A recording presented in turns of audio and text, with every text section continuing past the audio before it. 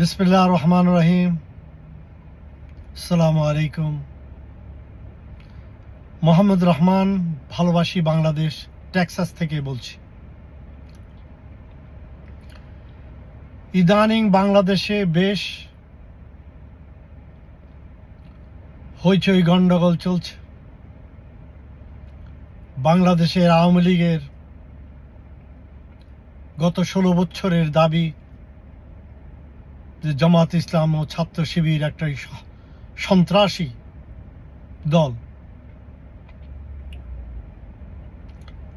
এবং বর্তমান সমন্বয়ক ছাত্রনেতা মাহফুজ আলম তাই জামাত ইসলামকে সে একই কথা বললেন যে জামাত ইসলাম নাকি 1971 সালের রাজাকার ছিল, ছাত্র শিবির ও তারই অঙ্গ। আরে বাবা, জামাত ইসলামের নেতা শফিকুর রহমান, যিনি সবচেয়ে বড় নেতা, ওনার বয়স হচ্ছে 60।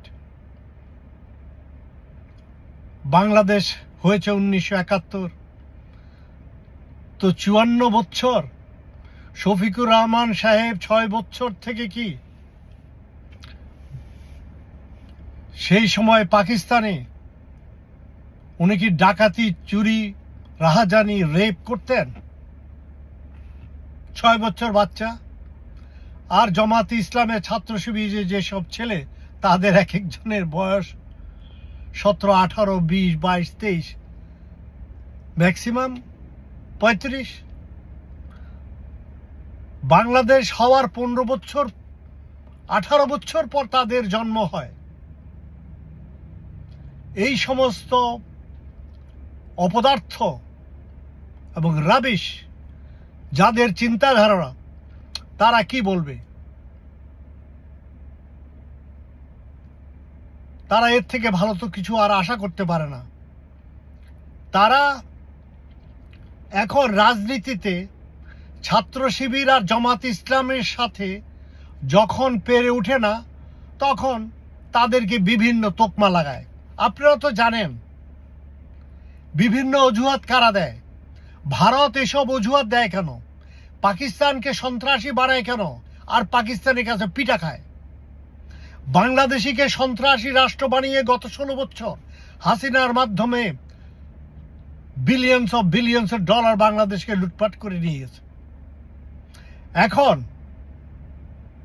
আমাদের মাহফুজ আলম, আপনি কি ভারতকে আবার চান্স দিতে চাচ্ছেন আমাদেরকে সন্ত্রাসী বানিয়ে বাংলাদেশ থেকে বিলিয়ন্স অফ ডলার লুটপাট করে নিয়ে যাওয়ার জন্যে? দুঃখিত, আপনার এই ধরনের রাজনীতি বাংলাদেশের মানুষ আর খাবে না। এখন সোশ্যাল মিডিয়ার যুগ। আপনারা যতই ষড়যন্ত্র করেন, আপনারা বাকশালীরা এবং তাদের পুষ্ট অন্যান্য দল এবং তাদের পুষ্ট বামপন্থী দল, আপনারা ইনশাল্লাহ আর পারবেন না। ইভেন পিনাকি ভট্টাচার্য, যিনি হিন্দু, তিনিও আপনাদের মুখোশ উন্মোচন করে দিয়েছেন। মাহফুজ আলম, বাংলাদেশের মানুষ এখন অনেক সচেতন। তারপর এখন বাংলাদেশের মানুষের কাছে আমি বলবো, দেখেন, এরা বলে জামাত ইসলামী রেপিস, ভূমিদস্যু, ডাকাত, চোর, রাহাজানি, ব্যাংক লুণ্ঠন করেছে।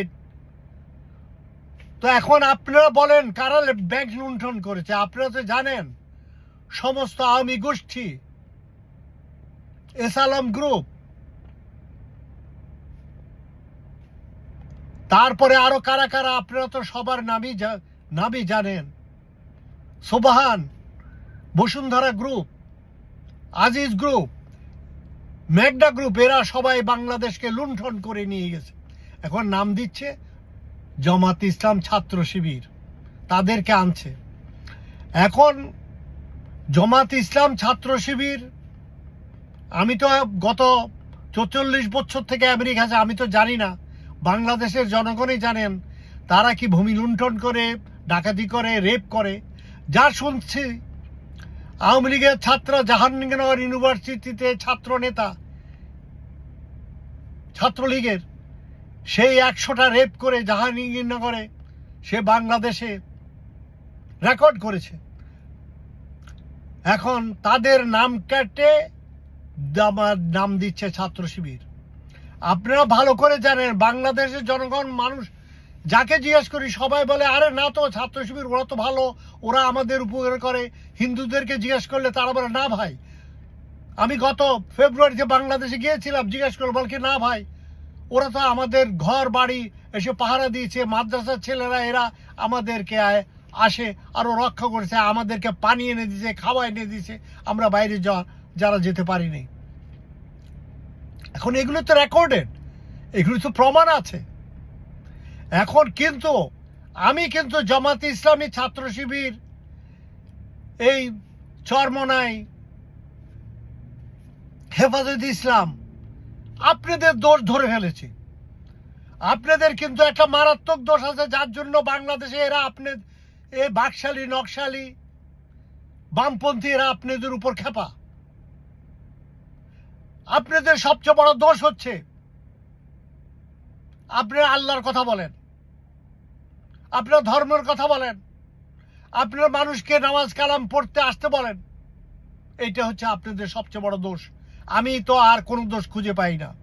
এখন এই দোষ আপনারা কিভাবে সামলাবেন আমি জানি না, আমার জানার মতো নাই। আমি জাহান্নামেও যেতে চান, আমি এই দোষ কিভাবে আপনারা সামলাবেন আমি জানি না। এখন আমি বাংলাদেশের জনগণের কাছে বললাম, আপনাদের সাথে আমি আলোচনা করলাম, দেখলাম এই দোষ ছাড়া ছাত্র শিবির, জামাতে ইসলাম, হেফাজতে ইসলাম, নিজামী ইসলাম বলেন, চরমনাই বলেন, এসব পীর সাহেবদের বলেন, আমি এই মাদ্রাসার ছাত্র এবং হুজুরদের যিনারা ওয়াজ করেন উনাদের আর কোনো দোষ খুঁজে পাই না। উনাদের একটাই দোষ, উনারা আল্লাহর কথা বলেন, উনারা ধর্মের কথা বলেন, উনারা আপনাদেরকে নামাজ পড়তে বলেন, উনারা আপনাদেরকে বলেন চুরি ডাকাতি কইরো না, ঘুষ খাইও না, এই একটাই দোষ। এখন এই দোষটা আপনারা কিভাবে সামলাবেন আমি বাংলাদেশের জনগণের কাছে এটা বিচার দিলাম। বাংলাদেশের জনগণ, আমার নিজের পক্ষে করার কিছু নাই, কারণ আমি জাহান্নামে যেতে পারবো না আপনাদের কাছে। কিন্তু একটা কথা ঠিক, বাংলাদেশের ইনকিলাব চলবে, আমরা ইনকিলাব চালিয়ে যাব এবং ইনশাল্লাহ আমরা বাংলাদেশের সঠিক পথে, ভালো পথে, শান্তির পথে এবং শান্তি রাষ্ট্র হিসাবে প্রতিষ্ঠিত করব, এই কথা আমি দিলাম।